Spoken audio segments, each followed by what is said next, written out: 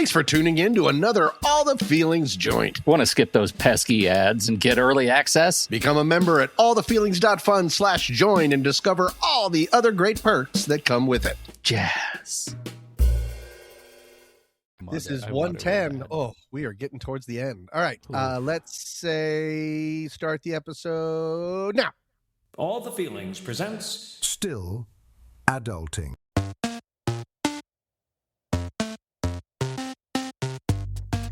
this episode. Dentistry and giving gifts. Hello, everybody, and welcome to All the Feelings. Still Adulting. I'm Pete Wright, and that over there is Tommy Metz III. Hi, everybody. Thank you so much for joining us for episode 110. And we've got another insane grab bag with no overlap whatsoever. But that's how this podcast works. It's a mess. It's a mess. I tried. You know, sometimes we try to do an overlap to tie in thematically the things we're talking about. This was the one I could not come up with anything. Right. There is no Venn diagram in which these two things overlap in the scope of the show. Guess dental hygiene is a gift you can give yourself. I don't know. Is it though? There's always that one dentist. Wait till you hear me go at it, though. Oh, no. Oh, that's right. Okay, because you forgot how teeth work. Should we get mine out of the way then? Yeah, let's we go first? Get it out of the way. No, do you want to cherish your moment on the mic? Oh, my gosh. I really do. Okay, here we go. That is a gift that you give me every week. Subset 1. Gifty adults. All right, Pete, we are talking about gift giving as an adult. Gift giving. Yeah. Now, I found that there's a good side and a bad side of gift giving. Which would you like to talk about first? Oh, so we are going to talk about both of them. Good. Oh, yeah, absolutely. I'm glad I don't have to choose only one. I'd like to talk about the bad side and get that part out of the way. I'm a real glass half empty guy today. Okay, excellent. Because then we'll end on the good. And that's a pro. Okay. Yeah. So giving gifts is wonderful, right? And there's nothing bad about it at all. Oops. Have you heard of the phrases compulsive generosity or trauma-based giving? No. Yep. Oh, God. I know. So imagine this. You're picking out a gift. Maybe it's like a housewarming or like a gift that you give because you're saying, thank you for inviting me to the party, whatever. If the idea of not buying the present incites panic thoughts in you of what will they think if I don't bring them a gift? I'll look terrible or they'll judge me. Everyone will look at me and think, what a jerk. He doesn't have a gift if I don't buy this probably overly expensive gift. Then you are apparently going through what is called trauma-based giving. Wow. What this comes from is... that come from? Hey, we're podcast bros. What? We are. We both because we both said the exact same thing. Yes. You were a therapist say you were probably pushed to be overly generous with your gift giving acuity as a young adult or a kid, or told how important it is that just the right gift, or you were gift shamed when you were growing up. You know how everything sort of happens in formative years, and that's where we build all of these house of cards on top of another house of cards. Yeah. So the idea is that potentially you're still processing those feelings and you're putting so much pressure on the gift and the act of gift giving that it becomes extremely painful. And a lot of this really comes up during the holidays, Christmas. Of course. Yeah. In particular. Dr. Melissa Colt, who studies this phenomenon, says, quote, if you are buying a gift just to stave off judgment, then you're not giving freely, you're paying a ransom. Ugh. Oh, man. Gross, right? Doctor, what are you doing? She says that trauma-based giving is strategic appeasement. It's kind of like, I will overgive to you. I will go out of my way. I will torture myself, spend either too much, or at the very least, spend way too much sweat equity. Oh, I just said that twice. I thought I was making a new word. Sweat equity. That's what it was. So if I do this for you, then what are you really saying? Because then you'll like me? No, it's you will not hurt or abandon me or criticize me. You're giving so you do not receive negative feelings. It's a tithe. Yes, exactly. Wait, remind me what a tithe is. I got so Well, is excited it? and then I realized I don't remember. That's like a tax, right? Well, kind of, yeah. It's like a tax against, against bad King, will. Like right? if it's in the church, Oh, you the religious tithe. tithe. That's right. You're Yeah. paying in order to not be sent downstairs. Yes. Yes. And so basically, yeah, when you give freely, when you're giving with love, you feel wonderful.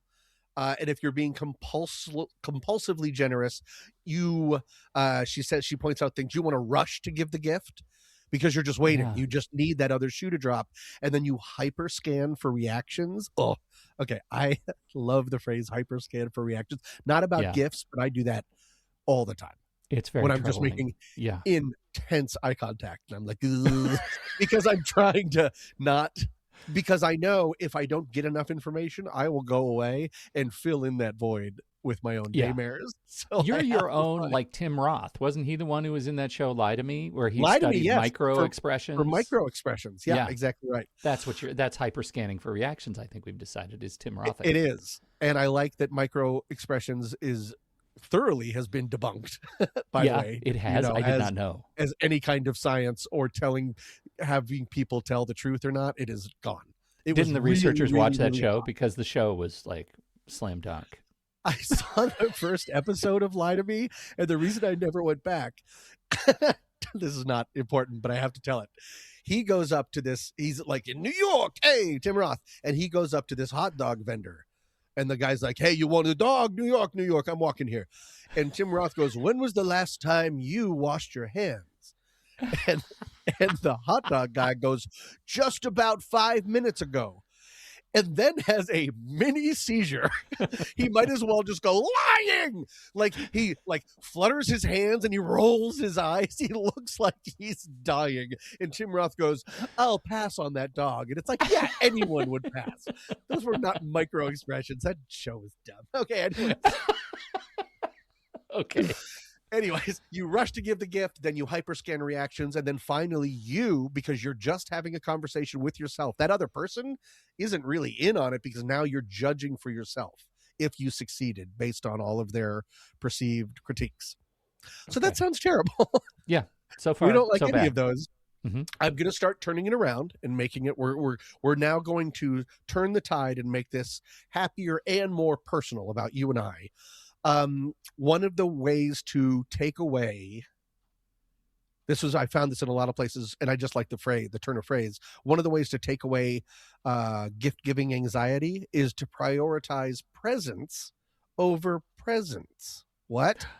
Well, that's a play on words. Presence over presents. Yes. Mhm. So in effect, you're wrapping yourself. No, don't do that.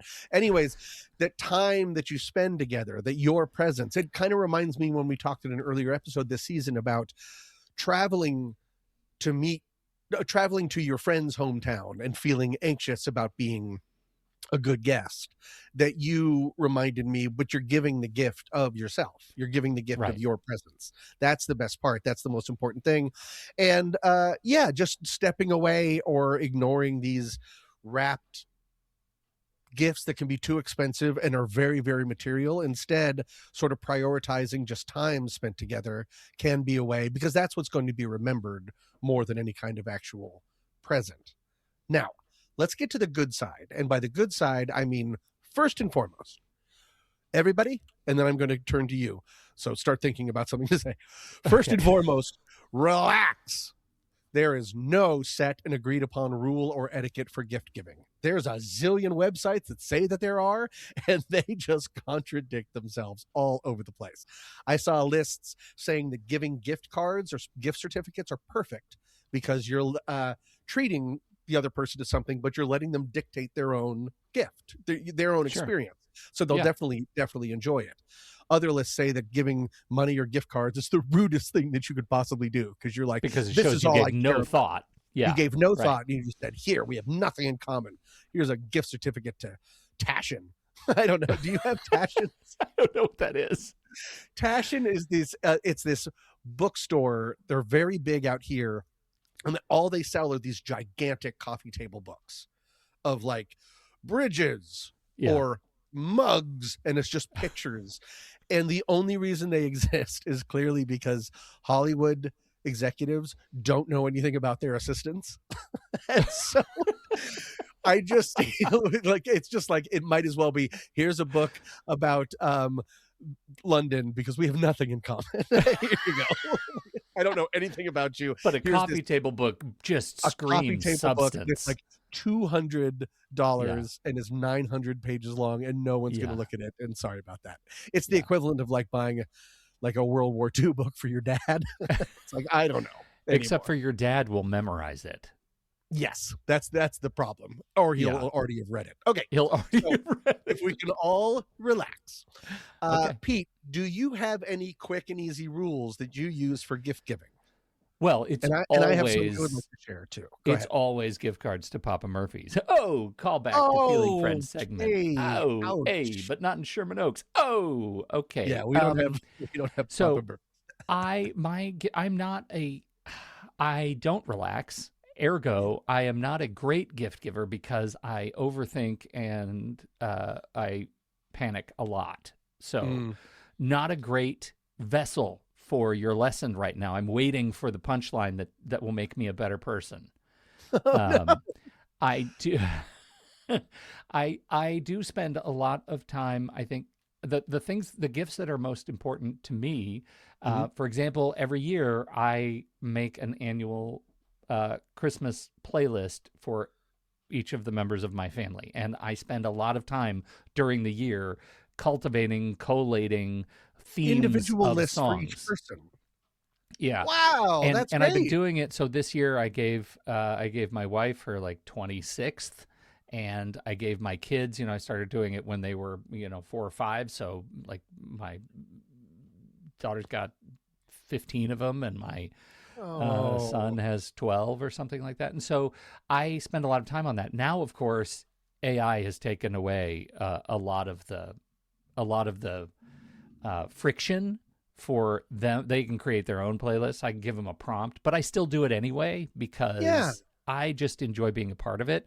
And I find really I'm making the playlist for myself. I listen the hell out of those things, and I love it because it's all music that's like my favorite. One year I picked a number on the track. So like I gave my son 3s, and it was just all my favorite albums, the 3rd track on all my favorite albums. And I did 7 and like some other, now I don't remember the exact numbers for each, but I did 3 playlists. They were each numbers off of my favorite albums.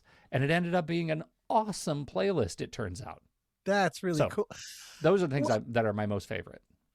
And those should be, because those are so thought-based. That's not Yeah. walking into a store and just picking something out. That's, I'm thinking of you every single step of the way Mhm. while I'm doing this, and thinking about our relationship together. That's perfect. That's presence Mhm. over presence. I absolutely love that. And I really, now that you bring that up, younger listener of Still Adulting, we used to make, Yeah. I mean, like mixtapes, and those were Mixtapes. such a labor of love. And then I remember really feeling bad when CDs happened, because it just seemed like it was too easy. And I used to like to mix songs together. I would make like one long song with key changes, Yeah. and I didn't know how to do that with CDs, so it was harder to Yeah. personalize. I love all of that. And I Yes. think you should feel good about those. I do think it's weird that the latest CD you gave to your son Nicholas was just The Cat's in the Cradle 9 times in a row. Yeah, that's not far from the mark.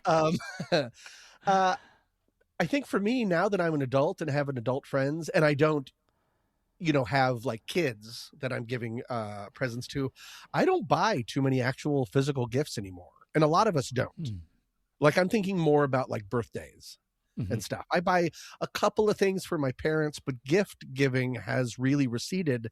And instead, kind of like the presence over presence, I like giving gifts of experiences. Mhm. Meaning, and I hope that people like it. I mean, you could say that like taking someone out for dinner or planning a lunch or a day trip is like a cop-out present, but I don't Oh, think so, no. because I think that it's No. better. That's what you're going to remember, because it has to Yeah. do with memories and time together. I would rather plan or someone plan for me a get together, not a party in my honor. I can't abide that. But the idea of us going out and doing something or inviting me up to dinner versus something physical that I don't, that there's a good chance I probably don't have the need for. So I like 100%. giving, and if I do give a gift, I want it to be more of an experience, and I would include like books in that. I think books are kind of experiential. Oh, books are experiential. Okay, yeah, Yeah. I buy that. But in the way that I do it is I only buy books that I can personally vouch for. That you've read. I have to have read the book. Yeah. And even if they, like, because that's I brought up, I used to buy my dad books all the time. And some of them were just ones I thought he would like. Yeah. And instead now I give ones, this means something to me. And then when I go home at Christmas and I see that there's not a crease at all in any of the back binding, I'm like, well, that's like a litmus test for your relationship. It really is. But it looks nice up there on his bookshelf. Yeah. Marked T stuff. And I'm like, okay. But it's the thought that counts.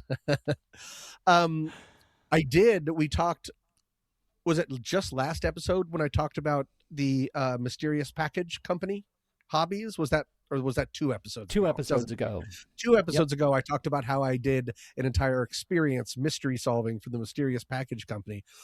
I did get burned once when I gave a friend who was going through a legitimately hard time. I thought I would surprise them with a mysterious package. Didn't tell them it was coming because that's part of the experience. And sent them a mystery crate. And my mistake was I bought it because it was something that I wanted to do. I didn't think enough about this other person who has been very clear, does not like mysteries and does not like surprises. And so I just sent him trash. And when I met up with him last time, he was like, yeah, I don't know what this was. And it's in the garage. So I ended up taking it and I did it. Which is not how gifts are supposed to go. It's kind of like regifting. I gave myself. That what it means? Like the gift that keeps on giving to you, right? I think that's what it is. What do you do for another big gift situation is gift registries, like for baby showers or weddings? Do you have any kind of strategy for that? Strategy? I just love that there's a list because the responsibility. But how do you choose what to do? Because there's always like the really expensive stuff and then like the bath drain, the drain stopper. I'm a drain stop. No, I'm not a drain stopper guy, but it's usually, generally not the real expensive gift guy. I'm right. I'm kind of right in the middle ground. It's like, I can be thoughtful and also give you things that I think that you say you need and that I think are going to be the last the longest or be the most useful, or things that I've used, like you said, like especially if it's baby stuff, right? I have lots of experience with baby stuff and I have a sense of what works and what doesn't and what lasts and what doesn't. So that's the dream scenario. I wish that registries were just for everything all the time. What I do for, I didn't realize that I was doing this until I'd been doing it for years, but for baby showers, baby registries, or wedding registries, I go to the cheap stuff, but then I buy 4 or 5 of them.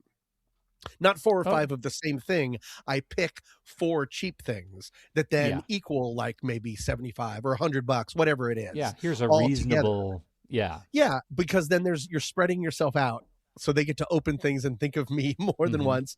And then I'll include a note saying, like, whenever you wipe your feet on this floor mat that you asked for, think of me. Or whenever you use the bath toys for your kid, think of me. Yeah.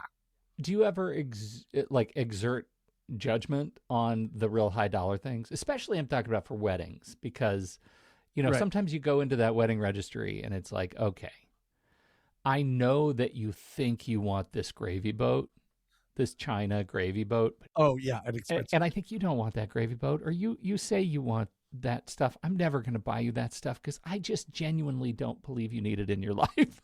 I know you said you think you do, but it's definitely your mother or mother-in-law or father-in-law. Oh, got in the registry. You want this thing. Yeah. Because they were standing there when you had the gun, and the gun to scan stuff is so easy and makes you feel so powerful that you just picked it.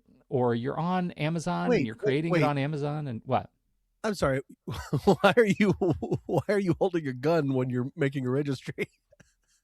Oh man, this has just dated me. Have I not? So Why are you walking around with a? Wait, Okay. how do you make a registry? So making the wedding registry, you can go into a fancy store, like I don't know, name your fancy store, Best Buy. Macy's, Neiman Marcus, someplace like that, and you can go in and say, I need to make a wedding registry, and they will set it all up on their computer for you, and they hand you a scan gun, a barcode scanning gun, and you just walk around the store and scan gun. stuff. Yeah, and you And say, then I it want just this on my uploads to the registry, and registry? this. Yeah, and it just uploads to the registry. And then people can buy it online. They can buy it in the store. You can go You to the went- store and say, "There's a Wow, registry I love that. here for this party," and they'll say, "Yep, here it is." And you can walk around and pick stuff out and buy it for them, and then they check it off the registry, so you can But that way, you're in a store. You can actually see the stuff. Now, this was I love it. 27 years ago that this happened for me, and I imagine things have changed pretty dramatically. So I regret that I've dated myself quite so thoroughly, but No, maybe I it don't know. totally still is like that. I clearly have never done a registry. I just thought you went on the website and just Yeah. looked around. My way sucks. I love your idea, Yeah. but I love the first way I took your idea, where you're just sitting in front of your computer holding a gun, waving a gun around and typing in bath toys. I was like, why is that a part of it, Pete? Just type in bath Yeah. toys. Your mother Yeah. holding a gun to your head, screaming gravy boat. Oh my God, I think you should cancel the wedding. man, you went full Tarantino on this. That's amazing.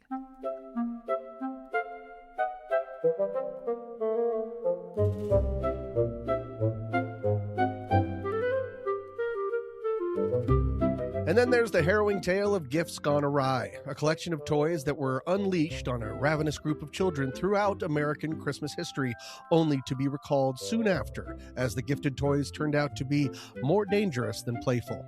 We've all heard of the 1970 recall of lawn darts, a popular game wherein children would throw heavy sharpened darts at a target and sometimes at each other, resulting in 6,100 injuries before recall. But have you heard of the gift Cabbage Patch Snack Time dolls? Released by Mattel on Christmas 1996, the automated dolls, based on the popular Cabbage Patch toy line, would mechanically eat pieces of plastic resembling food, such as baby carrots. The fake food would then run through the doll and somehow be deposited into its backpack. Unfortunately, the dolls were unable to differentiate between plastic carrots and human fingers, with many children getting their fingers or hair or both caught in the doll's powerful mechanical jaws. It was recalled 1 year later. And in the early 2000s, toy manufacturer Spin Master released Aquadots, a collection of small beads that could be used to make colorful pictures or designs on a plastic tray. Unfortunately, it was discovered that when the small beads were ingested by children, as so many small round things usually are, the coating of the beads released a powerful multivitamin. Oh, no, I misread that. It released the compound GHB, also known as the date rape drug. After multiple children were hospitalized, the company recalled over 4 million kits. And finally, there was the Bat Masterson Derringer belt gun, produced in the 1950s by, again, Mattel, and named after the famed Texas Marshal. A small cap gun was actually hidden inside a child's belt buckle. And when said child would push out his or her stomach, like when held at a gunpoint by ne'er-do-wells who told him to reach for the sky, the gun would swing out and fire a small pellet at the bad guys. The pellet was fine. The high-powered explosive cap going off right by a child's downstairs area was absolutely not. Junk burns definitely resulted. And these are just some of the gifts that keep giving and the children who lived through them. Want to unwrap a special gift for yourself right now? Then head over to allthefeelings.fun and become a feeling friend today for the one-time low price of $35 for the entire season. You get access to our super secret Discord, early episodes of every show, bonus content with all of those early eps, special member-only bonus episodes, and so much more. So go to allthefeelings.fun and let Santa Pete and Reindeer Tommy slide down your ear chimneys. What? I don't remember writing that. Anyways, thank you, everybody. And now back to the show.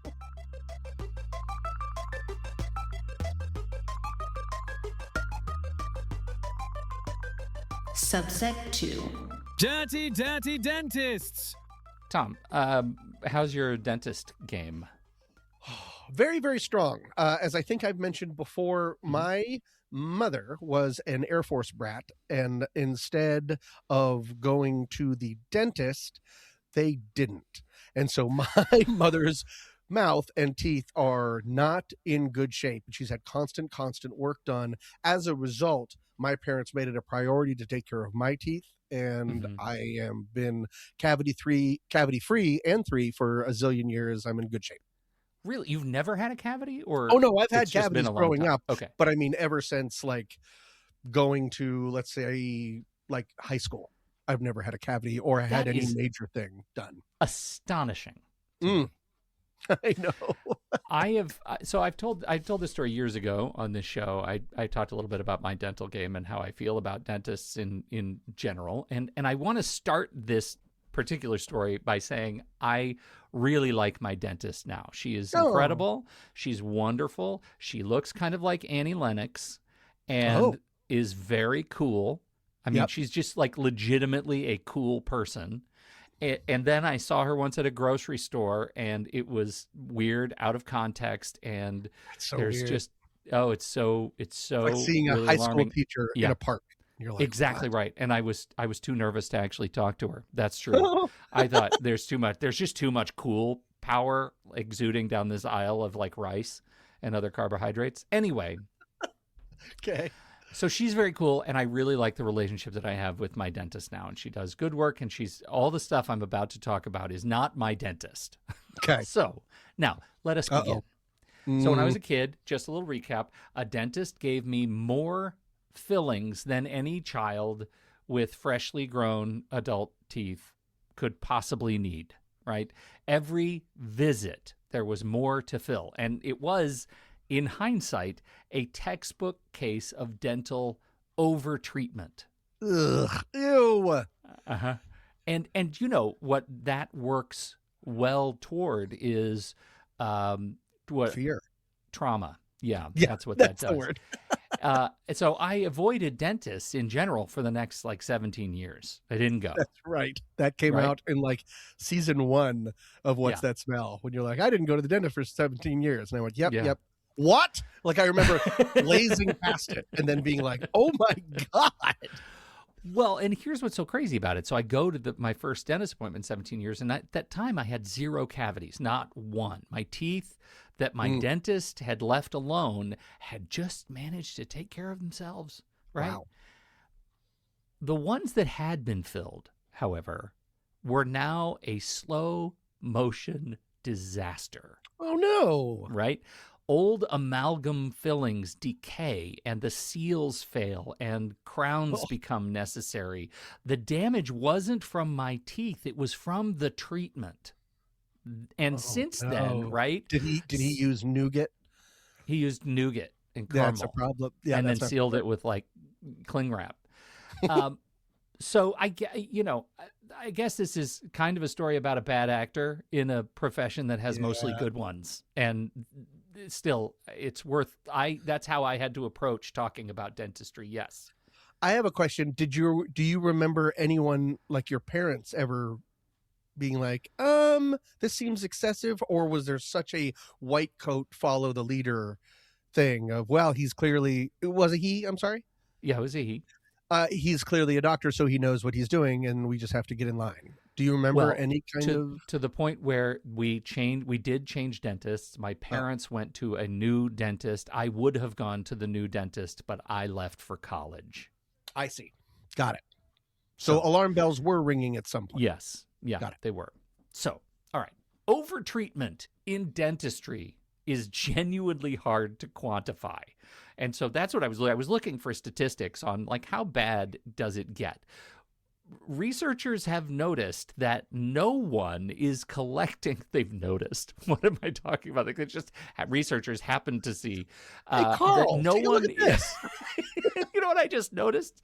Yeah. No one is collecting statistics generally about how many procedures a dentist is doing on an individual patient, as all of that stuff is proprietary information to the practice. And that opacity is kind of part of the problem, because the studies that do exist are super not reassuring. Oh, no. There is a Swiss study This is in Switzerland. Come on.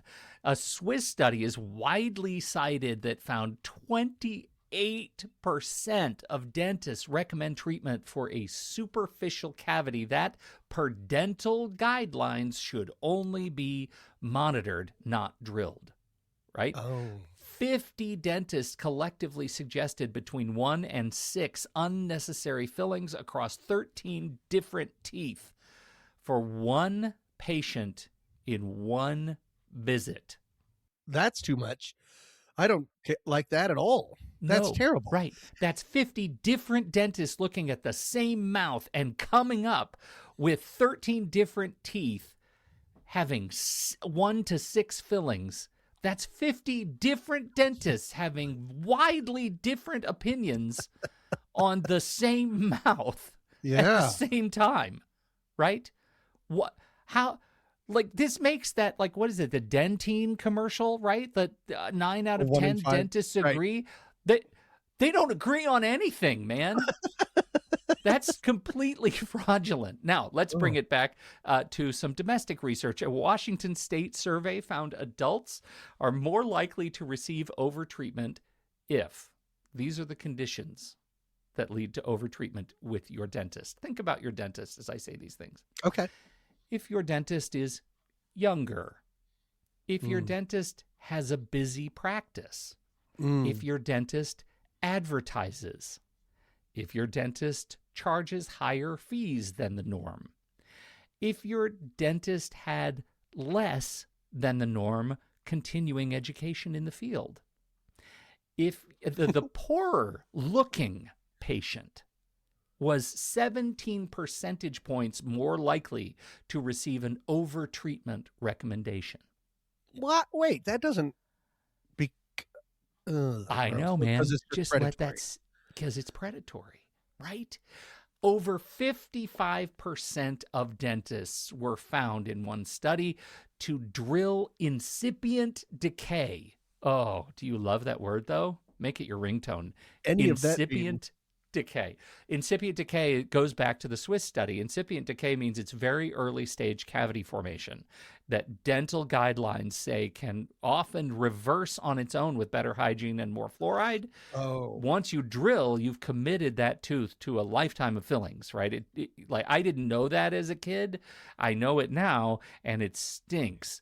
So 55% of dentists have been found to drill incipient decay, that they did not need to drill.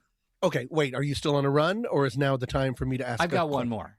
Go. I've got one more. On the malpractice side, right? Oh, great. Roughly 1.6% of dentists face a civil malpractice case in any given year, which sounds pretty low. Doesn't sound like very many, yeah. Across 125,000 practicing U.S. dentists, it's about 2,000 cases annually. That's too many. The majority of allegations... When you turn it around, yeah. It sucks, yeah. And the majority of allegations are treatment related. Okay, your questions. Do you know, and maybe you don't, and maybe no one knows what lies in the hearts of men, but is it poor?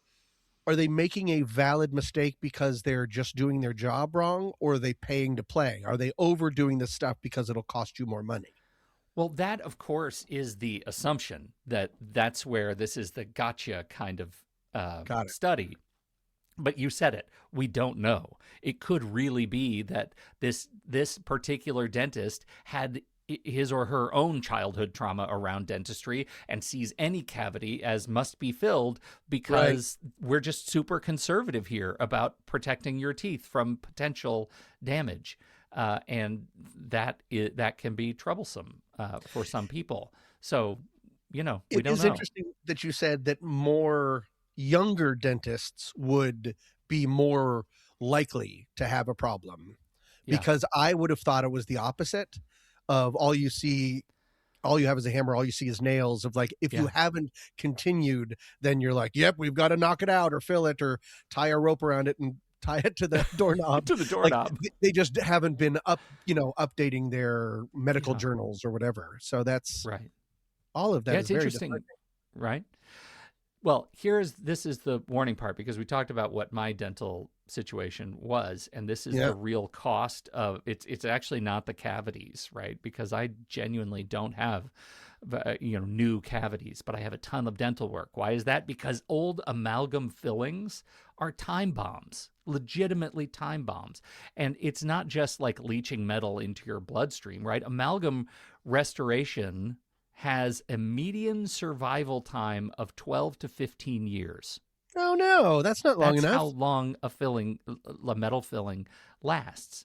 And once they start to fail, the metal corrodes, it shrinks, it separates from the tooth, it opens tiny, tiny openings for bacteria under the filling, just eating down into the part of the tooth that was already drilled. Fractured amalgam fillings show detectable decay in 71.6% of cases. So, like, the fillings I got in my teeth as a kid did not protect my teeth long. They barely protected my teeth out of my 30s. Wow. And they just delayed a bill. So, avoidance, this is the other side of it. Avoidance is extremely common. Nearly 36% of Americans postpone or entirely avoid dental visits because of anxiety or past bad experiences. 73% of adults report some level of dental fear. 73%, Tom. This is me doing that thing where I say a statistic and then I repeat it while yelling a little bit. And you're in that statistic. You're in both of that certainly statistic. was. You waited for Yeah. 17 years. Right. 26% of adults have untreated tooth decay right now. Ugh. Nearly half of adults over 30 show signs of gum disease, and untreated oral disease costs the U.S. Go ahead, guess how much? Just pick a number. $4. $45.9 billion in lost productivity. No! What did I say? $4. Oh, Jeopardy You rules. were just short. So gum disease, of course, yeah, I know I don't need to tell you, but for everybody else, is a risk factor for nearly 60 other adverse health conditions, including heart disease, diabetes, Alzheimer's, adverse pregnancy outcomes. Your mouth is not a standalone system, and avoiding the dentist because of a bad one that scared you as a kid is still avoidance, Tom. So that's the sad part. Now, is there a happy part? Well, not if you're like dealing with it, but the 28%, like the overtreatment figure from that Swiss study, actually does mean that 72% of dentists actually are doing the right thing. Good point. They look at a questionable cavity and they say, let's watch it, let's not drill it. And so the bad actors are real, but they're not the majority, and that's a really good thing. Regular dental attendance is consistently associated with fewer cavities, fewer missing teeth, and better oral health care across a lifetime. And people who do the recommended every 6 months from adolescence through adulthood, like you, Tom, Yep. have measurably better outcomes on every single metric studied. Preventative care is a huge, huge deal, and it also leads to reduced costs. Like, dentistry is so expensive. Crowns are so expensive. It's just horrible. But if you go for the preventative stuff, if you just watch the cavities that need to be watched, then you're gonna save so much money over a lifetime of really, really bad stuff. So I say the system ended up failing me as a kid, and that stinks. And maybe if I'd been willing to return to it during those 17 intervening years, I would have had less or earlier work done out of the way that would have helped me. But it's taken a long time to really fix stuff. And I still have a few amalgam fillings in my mouth, but they've all been, most of them have now been replaced because they've just fractured, broken, and destroyed my teeth. The ones that haven't been replaced yet, can you hear them ticking? Yeah, I Like, is pick there a up little- signals. Wait, what? I meant like a bomb. Oh no, I hear radio. Oh, that's cool. Yeah, it's good. Have WBLN. you had your wisdom teeth out? Yeah. Okay. Oh, have I not talked about that? Here's a little side quest for you. Okay. I had braces when I was a kid, Me too. as many people do, and then they took them off and my teeth were perfect, and I spent a lot of time rubbing my lips on my teeth, and then within a few months, all 4 wisdom teeth came in exactly forward, and they threw my complete bite off, so they removed one of my middle teeth in the front on the lower. I have no Just to make midline room? anymore. They took it out to make room, and then what did they do, Tom? they put braces back on Oh, for another Pete, 2 so years. much trauma. Yeah. What is this? I'm what not is this crazy about practice? orthodontia either at this point. I mean, Yeah. they do good work, but holy cow, I've had a lot of that. Oh, I'm so So, sorry. That's thanks, terrible. man. I'm the exact Anyway. opposite. I had my wisdom teeth put in. I had them added because I You I didn't don't have know why. enough wisdom teeth. No, get it impacted.